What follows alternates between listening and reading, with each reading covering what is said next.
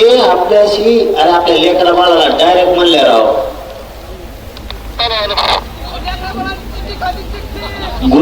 गुलामी, आपल्या लेकराला डायरेक्ट गुलाम म्हणलं गेलं, त्याचा अर्थ असं होता. आणि मग तुम्हाला लेकरा बाळापेक्षा मोठे ते आहेत का?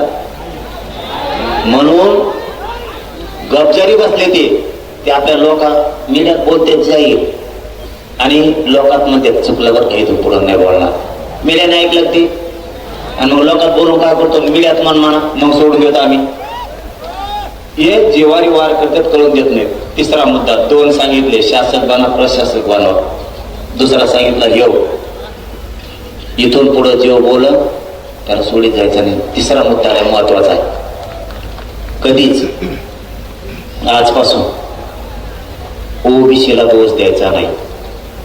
बघा डोक्यात उजाड पाडून घ्या. आपण काय करतो, एक जरी नेता बोलला तरी आपण म्हणतो ओबीसीचे नेते घाणे. ओबीसीचे नेते नाही, याच्यात ओबीसीचा काही समान नाही. समजा माळ्याचा सगळा दोष आहे का?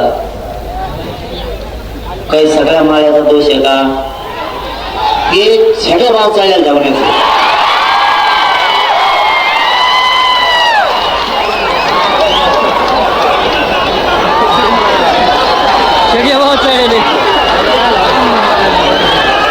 त्याला काय करायचं आता? त्याला म्हशीवणी थोडे दिवस पाण्यात बांधायचं. त्याला मी बांधितो, थांबा तुम्ही नीट होणार रे, नीट व्हायणार रे. शरीर मला साथ द्यायला नाही, यांचा दुमटा काढायला मेले पक्का. लावले का नाही 150 पावणे 200 कामाला लावले का नाही रे? नुसते तज्ञाला घेऊन बसत येत. याला काय झालं, त्याला काय झालं, ते कसं काय बसलं, हे कसं काय बसलं. कुळातच कम घेतले, बिगर कुळाचे कम घेतले, सगळं गॅजेटच कम लावलं. मग मराठीत आत गेले. आत नाही का काय बाहेर तरी कवर होतो होय ना, बाहेर तो आता इथून पुढं ज्या जातीचा माणूस बोलन त्याला ओबीसीचा नेता नाही म्हणायचा. येथून पुढं एक ध्यानात घेता घडवून जाणाऱ्या प्रत्येक महाराष्ट्रातल्या माणसाने ओबीसीचा नेता बोलला ते काय करताय चाभऱ्यापणा, हे कशी आपल्या डोक्यात आले. आमच्या ओबीसीवर अन्याय होतो, मग आपण सगळ्या ओबीसीवर बोलवतो का नाही? ओबीसीवर अन्याय नाही. याचे लाभार्थी थोडी जात आणि ह्यो दोनच धरून मागायला जायचं. ओबीसी पुढं बोलायचं नाही.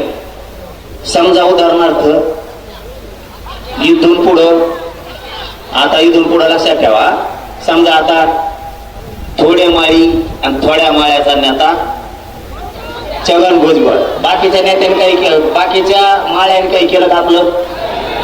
उगाच उगाच सगळ्यांची गिरतो आपण. छगन भुजबळ आणि त्याचे लाभार्थी माळी तेवढीच जात, बाकीच्या माळी आपण. धनगराचा नेता आपल्या विरोधात बोलला, धनगराचा नेता आपल्या विरोधात बोलला. समजत आहे तुम्हाला मी काय बोलतोय? धनगराचा नेता आपल्या विरोधात बोलला, सगळ्या धनगराचा समान नाही. ते थोडं ते 10-5 त्याचे धनगराचे लाभार्थी आणि त्यो बाकीच्या धनगराला देणं घेणं नाही. त्यामुळे इथून पुढं जो जातीचा बोलल ना त्याला त्याच्या जातीत तोलायचा, आता ओबीसीत तोलायचं नाही. म्हणजे बाकीच्या ओबीसीचा बिचारे लवार कुंभार ढोवार काय जे असते, धोबी परी नावी जेवढे तेवढे या लवकरच उगाच गावाचे किडे लागणंच कामी नाही.